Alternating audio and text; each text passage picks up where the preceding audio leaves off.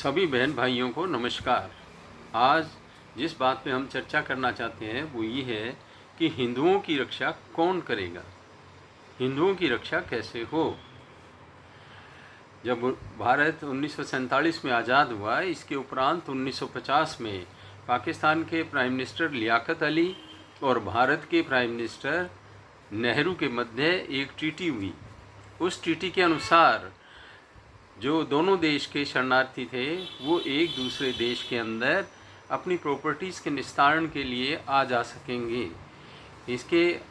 इसके अलावा दोनों देश अपने यहाँ आयोग गठित करेंगे जो इनके हितों का ध्यान रखेंगे, और इसके साथ साथ फोर्सिबल मतांतरण, धर्म परिवर्तन नहीं किया जाएगा।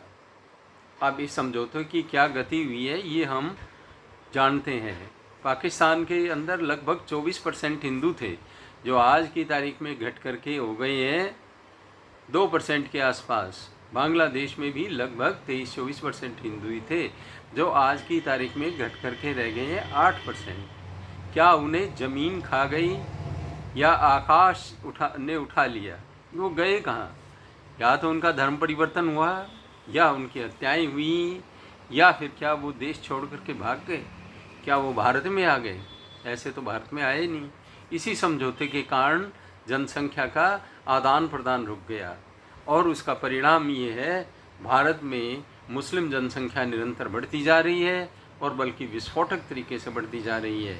और जबकि हिंदुओं की जनसंख्या पाकिस्तान में और बांग्लादेश में, क्योंकि लियाकत अली नेहरू ट्रीटी जो है इन्हीं दोनों देशों पे लागू होती है, क्योंकि दोनों एक ही थे, तो इसलिए आज भी वो ट्रीटी लागू होती है। क्या उस ट्रीटी को भंग कर दिया गया? यदि वो ट्रीटी भंग नहीं हुई है तो आज भी वो एग्जिस्टेंस में मानी जानी चाहिए। यदि वो आज अस्तित्व में है तो भारत सरकार का और पाकिस्तान सरकार का ये दायित्व बनता है कि अपने अपने यहाँ अल्पसंख्यकों की रक्षा करे। भारत में अल्पसंख्यक भली भांति सुरक्षित हैं, बल्कि कभी कभी तो भारत में जो मेजॉरिटी है वो खुद असुरक्षित हो जाती है।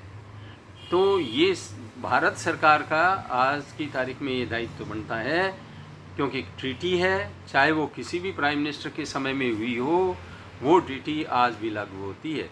इसी तरह जल वितरण को लेकर के भी ट्रीटी हुई थी, तो वो ट्रीटी भी आज तक लागू है, और उसी के अनुसार दोनों देश चलते हैं। तो भारत को इस ट्रीटी को एनफोर्स करने के लिए हर तरह से प्रयास करने चाहिए। यदि वो ट्रीटी लागू नहीं होती है और उसके परिणाम स्वरूप हिंदुओं की रक्षा नहीं होती है तो सरकार उत्तरदायी है। अभी बांग्लादेश के मामले में लाल किले से प्राइम मिनिस्टर ने बांग्लादेश का हिंदुओं का जिक्र किया, उनकी सुरक्षा का जिक्र किया, जो एक बहुत ही स्वागत योग्य कदम है। हिंदू इस संसार के अंदर एक तरह से इसी बिल्कुल असुरक्षित हैं। इस दुनिया में भारत ही केवल मात्र एक ऐसा देश है जिसके अंदर वो 80% के लगभग है, और फिर इस देश में भी धर्मनिरपेक्षता का कीड़ा कुलबुलाता रहता है। तो हिंदुओं के रहने के लिए शरण स्थली कोई भी नहीं है, इसलिए हिंदुओं के हितों की रक्षा करना उतना ही ज़रूरी है जितना इज़राइल में यहूदियों की रक्षा करना ज़रूरी है। और इसके लिए हमें ओपनली सरकार को सामने आना चाहिए, और सरकार नहीं आती है तो self defence is the best defence. तो हम हमारी सुरक्षा कैसे करें? हम अपनी आवाज़ को बुलंद करना शुरू करें।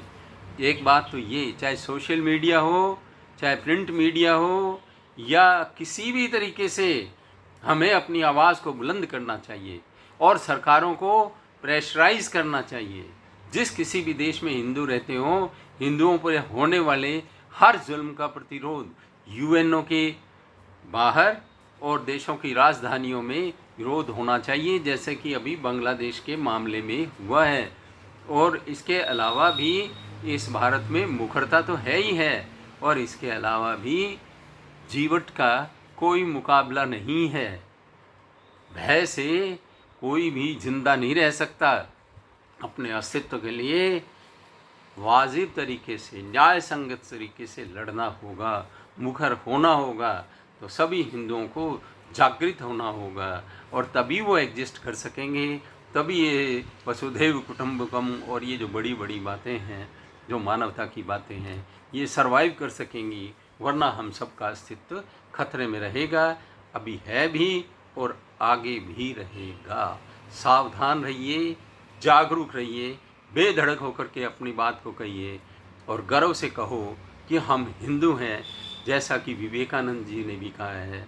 और हम सबको ओपनली, धर्मनिरपेक्षता का मतलब नहीं है कि हम अपने धर्म को छोड़ दें, हमारी संस्कृति को छोड़ दें, हमारी राष्ट्रभक्ति को छोड़ दें, हमारे अस्तित्व की ज़रूरतों को हम भुला दें। इसका ये कदापि मतलब नहीं है। तो सभी जागरूक होइए इस स्वतंत्रता दिवस में के बाद मेरा तो यही संदेश है कि हमें जागरूक होना पड़ेगा। सभी को बहुत बहुत धन्यवाद। यदि पसंद आए तो सब्सक्राइब करें, शेयर करें और लाइक करें। पुनः धन्यवाद।